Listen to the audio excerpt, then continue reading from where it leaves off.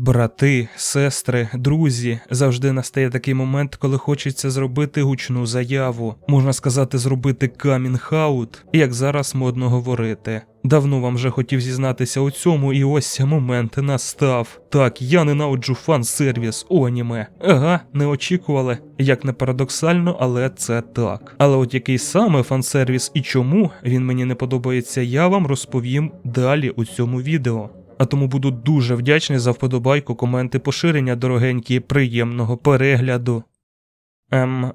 Вибачаюся, що так внагло, але фігурку хочеш? А плюшку?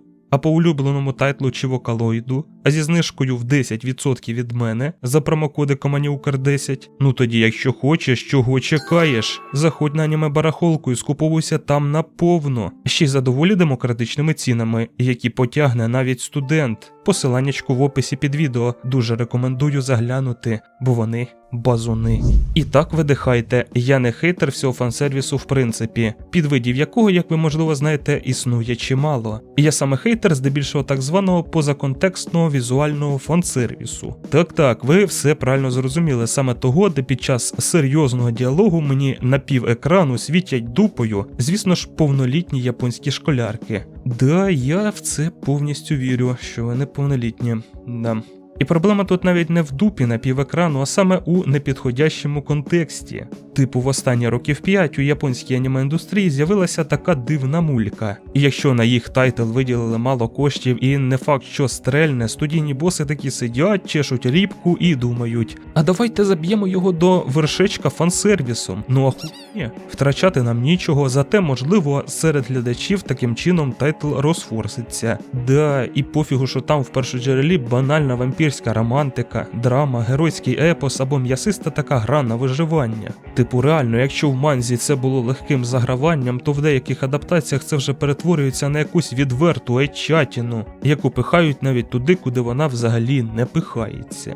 До прикладу, згадати теж перший сезон «Поклика ночі», де в адаптації напихали стільки фансервісу, що банально, не іронічно показували його кожну хвилину. Ну камон, коли головні герої розмовляють на філософські теми і тобі в тупу кожну хвилину на весь екран показують підмишку, п'яточку, пупочок чи інші фетиші юного фетишиста, ти починаєш помалу задумуватися, чи справді дивишся аніме, а не ту саму таємну збірку фетишів пана Гравета, якого я, до речі, дуже поважаю за відвертість, але зараз не про це. Візьмемо, до прикладу, відвертий провал 25-го року, а саме третій сезон One Punch Man, нашого ріднесенького. Ну повний же кал вийшов, але, фансервіс реалізований в повному обсязі і навіть більше. Ці генії думки грудям дали більше амплітуди і анімації, ніж, головним, битвам. One Punch Man, у якого битви у першому сезоні були чи не найбільшою родзинкою і соковинкою. Вельми дякую, JD Staff, за таку реалізацію. Ви точно знали, що мені потрібно. Поплачте ще у своєму застяному куточку, що вас, бідось, хейтять за таку халтуру. У мене немає слів просто так просрати один з найлегендарніших тайтлів останніх років. Це ще треба вміти. Ви питали мене за мою думку на рахунок третього сезону One Punch Man. От вона, будь ласка, якщо коротко. І я розумію, що фансервіс потрібен, що автори і студії так заробляють і заохочують аудиторію, але ж раніше це якось більш плавно виходило. Чи як? Пояснювалося, зокрема, сюжетом, а зараз це якийсь апогей крінжу і буквально хрінового смаку. Розрахований максимум на підлітків, скажімо так, кефіротоксикозників. Скажу, щоб YouTube не ругався. Хоча я сумніваюся, що навіть вони таке дивитимуться. Благо, не всі студії слідують подібному алгоритму. Зі свіжого можна привести у приклад ту ж Фрірен. Так, у неї є фансервіс, причому і візуальний також. Але він настільки плавно і кайфово вплетений у оповідь, що простий глядач його банально не помічає. А той, для кого він реально призначений, знаходить його і кайфує. Якщо коротко, то там ціла епопея з фуд-фетішем і не тільки. Неочікувано, правда? Тепер живіть з цим. Особливо, як переглядатимете тайтл вдруге. Уявіть собі, студійні боси, виявляється, і так можна, але ж кому я кажу, натикати 150 панцушотів у кадрі прикольніше. Правда? Ні. Неправда. От тільки чесно, вас це не бісить, не розкумарює, не гнітить? Напишіть мені про це в коментарі, чи вас так само верне від такого фансервісу, що зараз існує. Чи можливо я один такий вибагливий знайшовся, хто зна? Пишіть. Я вас всіх прочитаю і обов'язково кожному відповім.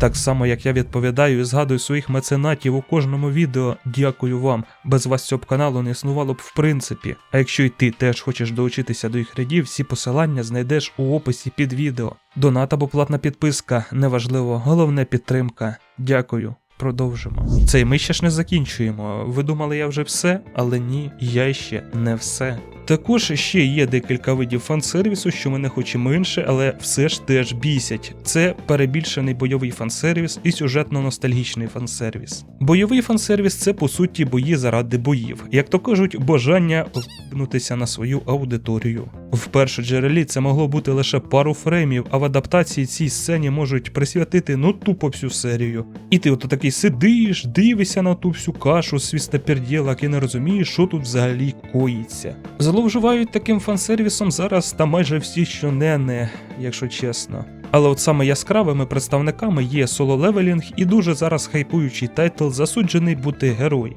Соло-левелінг то ще ладно, там ясно, чому він робить упор на бої, бо банально сюжету немає. Але от «Засуджений», загалом я не зрозумів прикола першої серії, от взагалі. Нам ото наклали всього і побільше, і типу такі хавайте сюжет, ми почнемо вам наприкінці серії розповідати. А поки навалим вам тут файту повінця, розважайтеся там, дітки, робіть тіктоки, піарте нашу анімешку, ми у вас віримо. Як на мене, такий підхід от взагалі не прикольний, я сюди за сюжетом прийшов, а не за відосом топ-10 аніме файтів ever, дивитися без смс і реєстрації. Дякую, що хоч під кінець мені пояснили, що це взагалі таке було і хто ці всі люди. Типу, оце діла мене вперше зацікавила не перша серія аніме, а друга, бо саме в ній пішов доволі цікавий сюжет, за яким я слідкуватиму і далі. З цим світом точно щось не так, вам так не здається? А тепер трошки про сюжетно-ностальгічний фан-сервіс. Якщо коротко, то це різного роду філлери, відсилки, ремейки і фанатські теорії, які стали частиною канону. Найбільш явним їх представником є Боруто і всі інші подібні до нього продовження популярних франшиз, де фігурують старі персонажі, але вже радше як елементи декорації, бо їх сюжетні лінії давно були закриті. Особисто мене дуже гнітить подібного роду контент. Таке відчуття, що в аніме запихують тьмяні тіні тих колись так популярних персонажів. І все заради того, щоб їх нову поробку хоч якось дивилися. Це все доволі сумно і виглядає немов веселі танці на кістках. За таке деяким студійним босам хочеться набити кабіну, бажано лопатою. Не думав, що відос вийде аж настільки хейтерським і токсичним, але вибачайте, це в мені давно вже кипіло. І от, як бачите, вибухнуло. Ви, звісно ж, можете погоджуватися з моїми тейками, можете не погоджуватися, вибір за вами. Як я вже казав, велкам у коментарі, там поговоримо. А з вами був Аніукр. Підписуйтеся, поширюйте, не забувайте за ЗСУ. Усім до зустрічі, усім па-па.